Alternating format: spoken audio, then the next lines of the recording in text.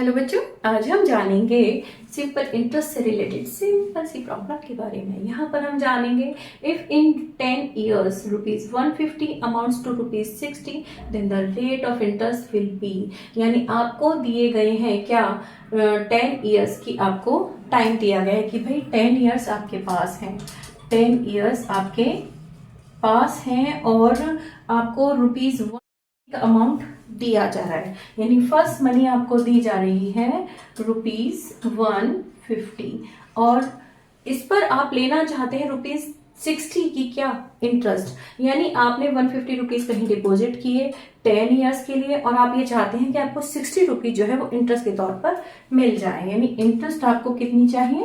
₹60। अब आपको ये देखना है कि भाई ये कितने रेट ऑफ इंटरेस्ट से पॉसिबल है। ये ऐसा नहीं कि आपने कोई भी मनी डिपॉजिट करी और आपने कहा कि भाई 10 years से मुझे ₹60 चाहिए तो आपको ऐसे ही मिल जाएंगे। इसके लिए आपको फाइंड आउट करना होगा कि इस पर कितने % का रेट ऑफ इंटरेस्ट आपको लगाना होगा। तो वही आपको पता करना है यहाँ पर। तो बच्चों इस क्वेश्चन को करना तो बिल्कुल ही आसान है। यहाँ पर हम वापस जाते हैं अपने पुराना वाला जो हमारा फॉर्मूला है ना, सिंपल इंटरेस्ट वाला जो हम फॉर्मूला यूज करते हैं is equal to PRT upon 100। ये जो हमारा फॉर्मूला है इसके अकॉर्डिंग हम क्या क्या कर सकते हैं कि जब भी हमें ये 4 फिगर्स हैं, सिंपल इंटरेस्ट है, प्रिंसिपल है, रेट इंटरेस्ट है, रेट परसेंट और इसके अलावा टाइम। तो इन 4 फिगर्स में से कोई भी एक फिगर हमको पता करनी है, बाकी 3 दी गई हो तो बस हम बहुत आसानी से पता कर लेते हैं। यहाँ पर हम देखें कि हमें R पता करना है तो इस फॉर्मूले को हम करेंगे थोड़ा सा रीअरेंज। तो हमने क्या किया, R को हमने लिया यहाँ क्योंकि R ही हमको पता करना है। इसके बाद हम देखें R, देखिए इसकी सामने वाली R के सामने वाली पोजीशन पर क्या है, सिंपल इंटरेस्ट। तो ये आपने ले लिया सिंपल इंटरेस्ट, आप इधर आ जाइए। ये इसका इससे क्रॉस मल्टीप्लीकेशन है तो इंटू 100 ये आपका हो गया। अब इसके साइड वाले जो दोनों है ना P और T, दोनों इसके फ्रेंड्स को भेज दीजिए अपॉन में, ये है P इंटू T। अब यहाँ पर हम क्या करेंगे, ये जो हमें फिगर्स मिले हैं ना ये सारी इनके अकॉर्डिंग इन वैल्यूज को रखेंगे और मिल जाएगा हमको रेट %।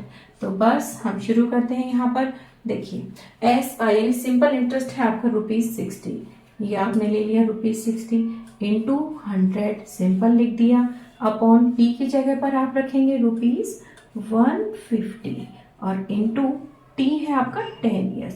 तो 10 से आप ये 100 को 10 टाइम्स आसानी से कर सकते हैं। अब ये 0 कहाँ बचेगा, इसको भी आप इससे कट कर दीजिए, मिलता है आपको 60 अपॉन 15। तो 15 से आपने 60 को किया और ये गया आपका 4 टाइम्स। बस आपको मिल जाता है आपका फाइनल आंसर की जो रेट % है, आपका रेट % है। यानी रेट ऑफ इंटरेस्ट जो है आपका वो होना चाहिए 4% के अकॉर्डिंग।